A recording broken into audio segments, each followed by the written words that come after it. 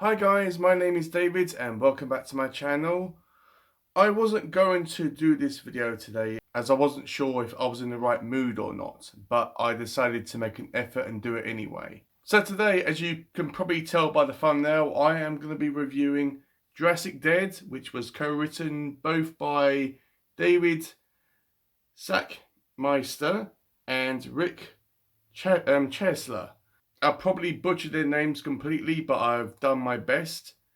And yeah, I don't really have to do a video on this. I could just say two words: zombie dinosaurs, or dinosaur zombies. After I've said them two words, do you really care what else I've got to say? I mean, it's a book about freaking zombie dinosaurs. I mean, what else do you want to know about it? After hearing them two words, you have probably made up your mind whether you want to read this or not. But the purposes of me doing a video, I am going to be talking about this. So I had to do a bit of research into finding out who these two authors were because I've never heard about them. And they are two independent authors. They haven't written anything well known. And I found this book in a eBay auction and I was the only one to place a bid on it. It didn't cost me a lot of money, probably about £2 maybe. And after seeing the cover, I thought, okay, that looks incredibly fun and stupid, and yeah, I'm really up for it. And also, after seeing the title Jurassic Dead, I thought that this was going to be a silly twist on Jurassic Park. But this has nothing to do with Jurassic Park, guys. This isn't a clever spin on that whole movie or that whole franchise. This is completely different. And this is book one in a trilogy. They do have two other books, which I will put up here. I'm not sure if they are all in one continuous storyline or whether they can be read separately. But I'm going to guess, purely by the ending of this book, is that it's a continuation and all three books should be read in order. So this is set in a dig site, and there are two main groups that are in this site, which are from two different countries. One that is America and the other one is Russia. So we follow our main character, who is called Alex, and his friend, which I have completely forgotten what the friend's name is. But they are pretty much freedom fighters and tree huggers, and they like the environment and all that type of stuff. And Alex and his colleague have gone to this dig site to try to uncover what they're doing and what's going on, and also to make sure that it doesn't breach the environment and do any danger to it, I suppose. So when they are nosing around, they discover that there is this massive hole in the ground. That Alex goes in there and he dives underneath this water, and what he discovers is there's this massive frozen Tyrannosaurus Rex that is frozen in this massive ice cube, and as it's dead, it's got all these bits of flesh taken out of it and bones are sticking out, and it's basically rotting. It takes a very unexpected turn when this T-Rex opens its eye and roars.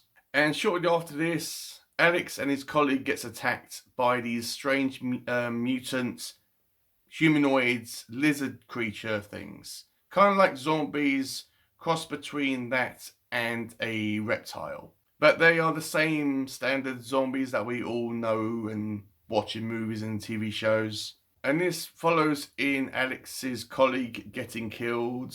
And Alex has to flee and try to convince people that, look, this is what happened, my colleague died, and we have to do something about this. And of course they don't believe him. And Alex soon discovers that there is these microorganism things that his T-Rex was lying in or residing in. And this resulted in this virus infecting this Tyrannosaurus Rex and making it into a zombie. So as always in something like this, there is this company that is trying to benefit from this Tyrannosaurus Rex. We have this really rich millionaire character that's lurking in the shadows, trying to pull all the strings and oversee the entire operation. And after knowing that they've found this dinosaur, this pretty much perfectly preserved dinosaur, yes, it does have all this flesh and bones sticking out, but for the most part, it isn't basically a skeleton. And the idea is to take this dinosaur and to display it and to charge people for it. And yes, along the way there is a idea about opening up a attraction, kind of like a Jurassic Park type of thing. And I just want to say as well that this book, even though it isn't a rip-off of Jurassic Park, it does borrow elements and inspiration from that franchise. For example, there is this massive boat that happens on for the majority of, or a big chunk of this story, which is called Hammond.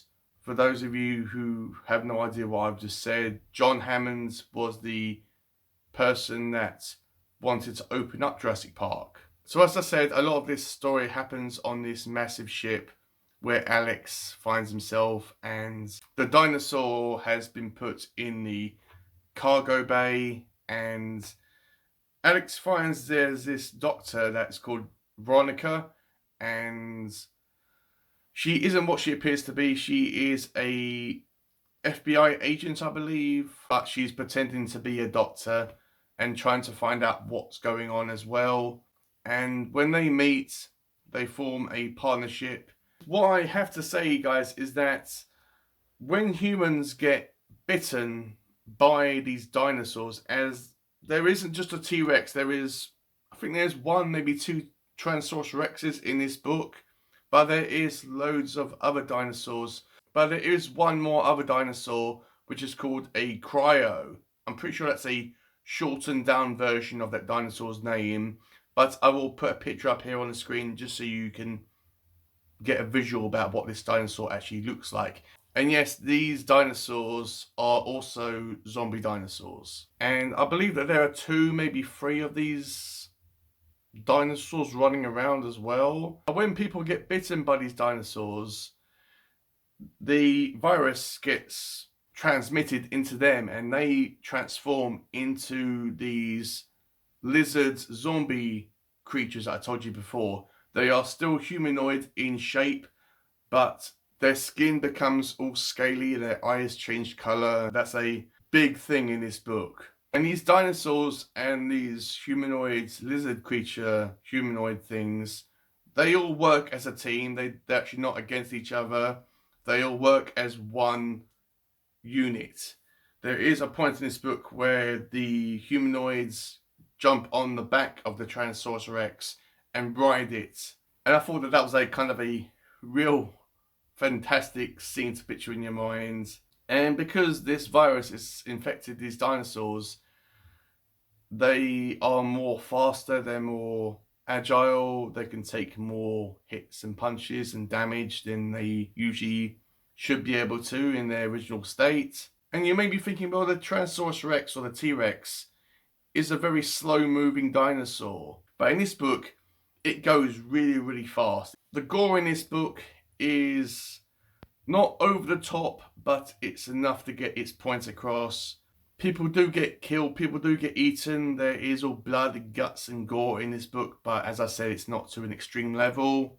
Alex also in this book has a father who is, I believe, an archaeologist, and Alex and his father have this kind of, I would say, broken relationship, but there is some room for improvement in their father-son relationship. And there is a tragic scene in the book where Alex's father, who is a good character, gets attacked by one of these dinosaurs, and it results in him being turned into one of these creatures. And at the end of the book, there is a nice scene with Alex and his zombie father where they interact with each other. And even though the zombies in this book don't actually talk, Alex's father in his zombie state does try to speak, and even though it's not as articulate as he once was, he does get his points across, and it's a very sad and touching scene. There is a big bad in this, well, kind of like the lackey to the big bad, which is called Xavier, or Alexander, rather, sorry. He is kind of like the stereotypical bad guy that's trying to run everything for the top person. And there is a point in this book where they have to join forces with this person, Alex and Veronica, and surprise, surprise, this person betrays our heroes and tries to save their own skin. There is a really good scene at the end where there is this massive volcano which has all these weapons and bombs in it, which the bad guy had all these bombs in it, which his main motive was to set them off and destroy this island, which Alex and Veronica done themselves, and it resulted in the volcano erupting and all this lava coming down. It's just a massive chase for Alexander and Alex and Veronica to actually get to a ship or a plane to try to escape this island and to try to survive. So that's basically what the story is all about. If you take the Umbrella Corporation from the Resident Evil movies, take any throwaway rubbish zombie movie and put dinosaurs in it, then that's basically what you get with this. It was a really fun book. It was a really enjoyable book. It's not going to win any awards. It's pretty much, and I use this term in the most kindest way I possibly can, this book is absolute trash, but it is wonderful trash. If you're looking to actually read something that's horror and not take it too seriously, and something that you're going to have a lot of fun with, plus zombie dinosaurs, then I would definitely read this. You can get this in Kindle as well, or on Kindle. I'm still not sure whether I am going to continue with the series. I was going to say the franchise, but I'm not sure whether I will continue with reading these books. Not saying that I didn't enjoy this book. I'm not sure. I will have to wait and see how I feel. So what I liked about this book is obviously the subject matter. Let's actually say it together. Zombie dinosaurs. How can you not like that concept? I mean, it's the reason why I picked up the book. I like the characters. I like the atmosphere, and obviously the gore was a massive plus for me. What let it down for me, which was my biggest complaint of this book, was the fact that they had all these human lizard zombie creatures running around. And this was for most of the book. Probably for about 75 to 80% of this book revolved around these lizards, humanoid zombie creatures. And then 20% of it was about these dinosaurs. And yeah, I was like, actually like thinking, okay, well, this is cool. This is interesting. I'm on the edge of my seat and I want to know what is going to happen to our characters. But I'm here for the zombie dinosaurs, not these lizard creature things. I have no idea why the authors decided to include them rather than when the dinosaurs killed humans in this book, they just ate them and they stayed dead like in Jurassic Park. And just focused a lot on the dinosaurs. Maybe even had a few more other species of dinosaurs within this book, like some pterodactyls or any other types of dinosaurs as well, or velociraptors. As long as you know that when you go into this book, then you may not be as disappointed as I was. So as a whole, I'm going to rate Jurassic Dead a 3 stars out of 5. It's not, as I said, it's not the most mind-blowing thing I'm ever going to read, but for a fun book that, once again, is absolute trash, and quite frankly, it should be proud to be trash, it was a interesting and intriguing journey, I must say that. And yeah, I would definitely recommend this to anyone that's interested in horror, or if you've read the Jurassic Park book by Michael Crichton, then I would definitely recommend this to horror fans, or if you're interested in Jurassic Park. But try not to go in with really high expectations. Just have fun with it. Don't actually take it too seriously, like the book didn't take itself too seriously. and just read it and appreciate it for what it is. So that's it, guys. That is my review for Jurassic Dead. Let me know, have you read this? I haven't heard anybody talking about this book. So let me know, have you read it? Are you intrigued to read it? Have I maybe inspired you to pick it up and give it a go? So with all that out of the way, have a great day, read some awesome books, and I will see you all in my next video.